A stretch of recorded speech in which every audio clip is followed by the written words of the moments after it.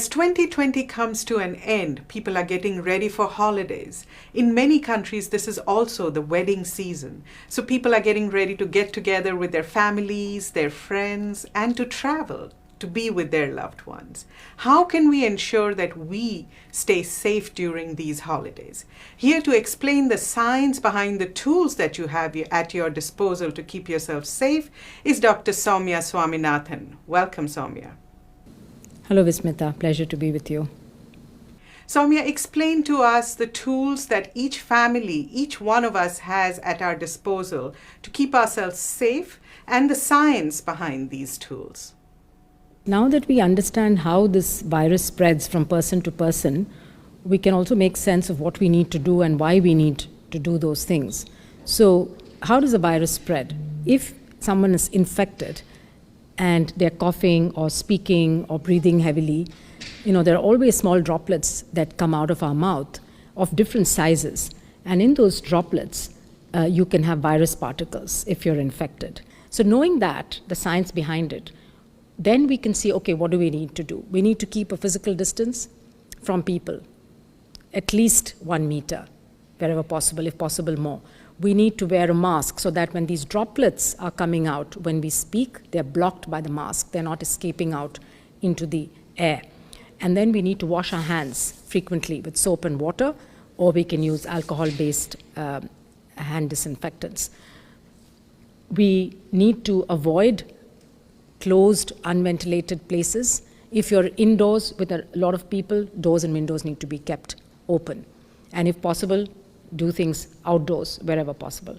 So if we follow these measures, then we can try to reduce or limit the amount of transmission of this virus. So during the holiday season particularly, when we tend to do these things, we tend to gather in larger groups, we tend to go shopping, we tend to go into crowded places, we tend to spend time together with friends and extended family, then that increases the risks of this virus spreading, and we need to make sure that we remember these measures that we have to take.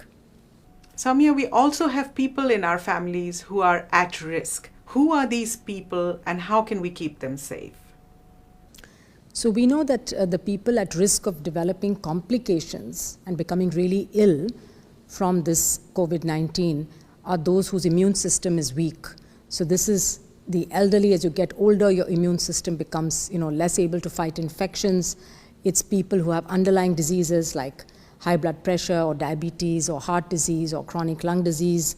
It's people who are on treatment for diseases like cancer, which weakens the immune system.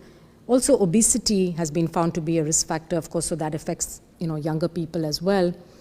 So when we think about our families, I think as we want to come together and celebrate the festivals, we need to think about who in our family is most at risk, whom do we need to protect. And while we want to celebrate with them, we need to reduce their risk.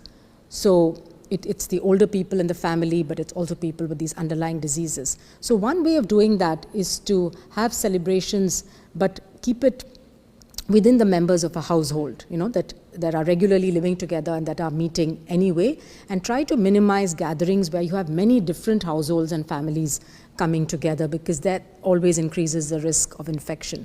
In parts of the world where the weather is fine to have outdoor gatherings, that's safer than having indoor gatherings. But we also need to remember the physical distancing, the mask wearing, the hand washing. And if anyone is unwell, has a cough or fever, they should really not be going into these family gatherings.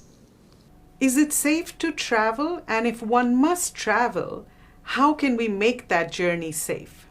Yes, so the first question is to ask yourself, do I definitely need to travel? Is it a must? And if it is, then one has to minimize the risk. We know that no travel is going to be risk-free, but we can do many things to minimize that risk. And that is, again, the same things. Try to keep a distance when you're in the plane or the train or a bus. If you're in a bus or a car where you can open your windows, or even in a train, keep the windows open so you're getting a lot of ventilation. Keep your mask on all the time. Make sure that you carry a disinfectant with you to clean your hands or wash your hands frequently with soap and water.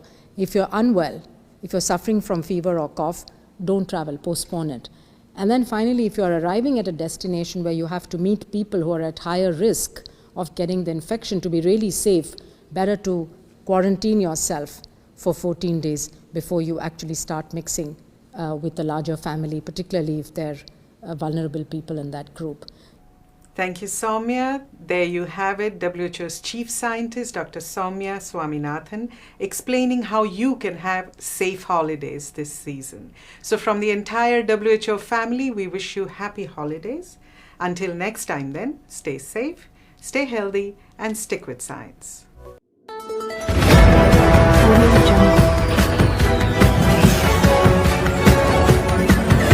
Audio